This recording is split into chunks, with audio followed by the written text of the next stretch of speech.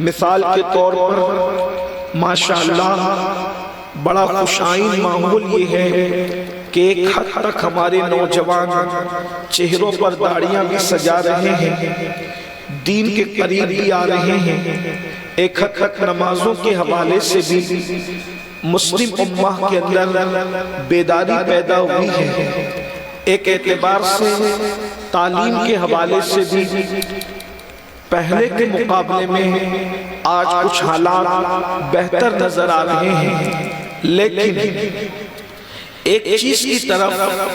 ہم جو توجہ نہیں کر پا رہے ہیں اور جس کے حوالے سے ہم لوگ انتہائی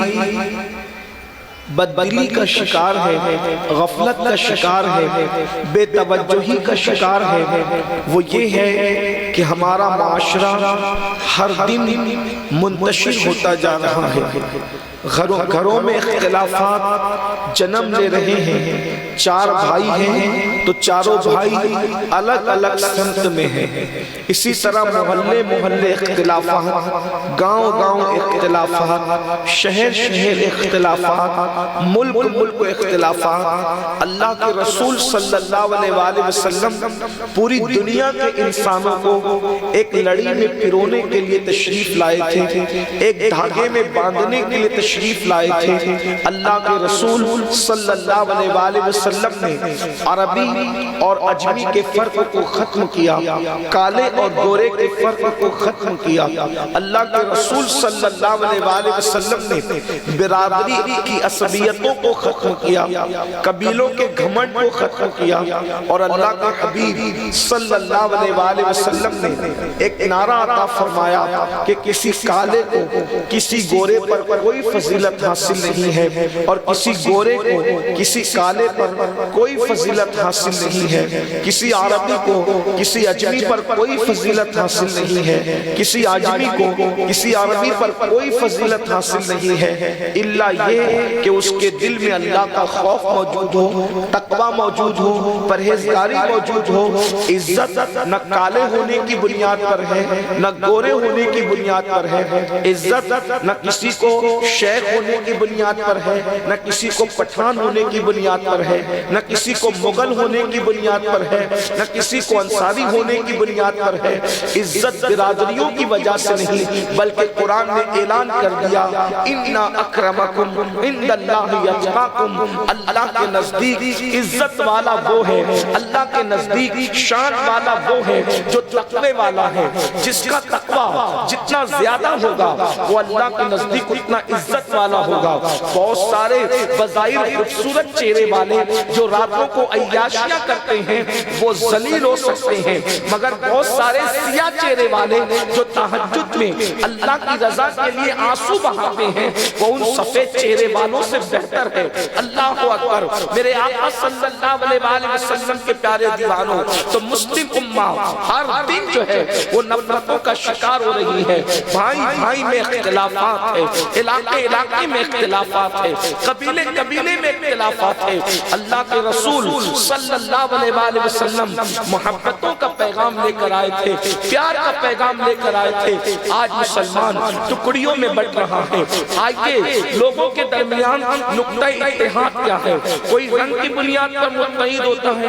کوئی زبان کی بنیاد پر متحد ہوتا ہے، کوئی علاقے کی بنیاد پر متحد ہوتا ہے، کوئی برادری کی بنیاد پر متحد ہوتا ہے، لیکن اسلام میں جو نقطہ اتحاد ہے اس کی بنیاد دین ہے، اللہ کا دین، اور صرف اللہ کا دین۔ اللہ اکبر۔ اس کا مطلب یہ ہے، اور دین کیا ہے بلکہ دین کی جان کیا ہے، دین کی اساس کیا ہے؟ مصطفیٰ جان رحمت صلی اللہ علیہ وآلہ وسلم ہی دین ہے۔ بمصطفیٰ برسا خیشرا کے دی ہماؤس، اگر بہون رسیدی تمام مولا بیس۔ اور میرے امام کہتے ہیں انہیں جانا، انہیں مانا، نہ رکھا غیر سے کام للہ الحمد میں دنیا سے مسلمان گیا۔ اللہ اکبر۔ میرے آقا صلی اللہ علیہ وسلم کے پیارے دیوانوں، حضور کی ذات نقطہ اتحاد ہے، اللہ کے رسول صلی اللہ علیہ وسلم کی ذات نقطہ اتحاد ہے۔ آج مسلمان میری مراد مسلمان سے وہ مسلمان مراد ہے اللہ اکبر جن کو ہم مسلمان مانتے ہیں، جن کو مسلمانوں کی اکثریت مسلمان مانتی ہے، جن کو اولیاء اللہ مسلمان مانتے ہیں، یعنی جو ضروریات دین کے منکر نہ ہو۔ مسلمانوں سے مراد وہ جو سواد اعظم صحابہ اور اہل البیت کے عقیدے پر متفق ہوں۔ مسلمانوں سے مراد وہ اللہ اکبر جو مصطفیٰ جان رحمت کے گستاخ اور بے ادب نہ ہو اللہ اکبر۔ اس لیے کہ حضور اکرم صلی اللہ علیہ وسلم کی تعظیم ہی دین ہے، حضور کا احترام ہی دین ہے، اللہ کی سرتاب قدم شان ہے یہ، انسان نہیں، انسان وہ انسان ہے یہ۔ قرآن تو ایمان بتاتا ہے انہیں، ایمان یہ کہتا ہے میری جان ہے یہ، اور الحمدللہ پوری دنیا میں 90% وہ مسلمان بستے ہیں جو حضور علیہ السلام کو ایمان کا ایمان مانتے ہیں، ایمان کی جان مانتے ہیں، دین کی جان مانتے ہیں، مذہب کی جان مانتے ہیں، مسلک کی جان مانتے ہیں، اپنے جانوں کی بھی جان مانتے ہیں، اپنے جانوں سے بھی زیادہ قریب مانتے ہیں اللہ اکبر۔ تو میرے آقا صلی اللہ علیہ وسلم کے دیوانوں، آج مسلمان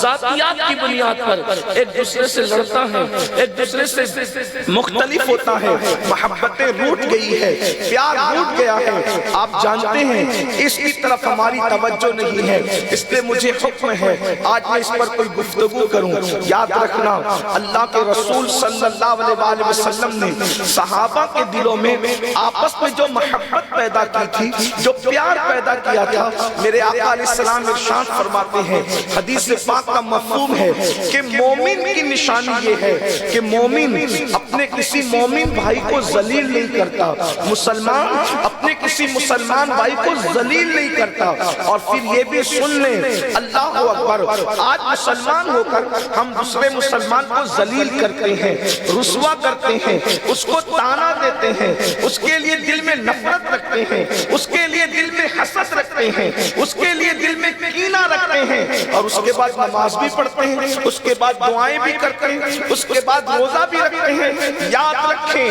اگر کسی مسلمان کے لیے آپ کے سینے میں کینہ ہے، دل میں حسد ہے، دل میں بغض ہے، تو اللہ کے رسول صلی اللہ علیہ وسلم فرماتے ہیں جن کے سینے کینوں سے بھرے ہوئے ہیں ان کے سجدے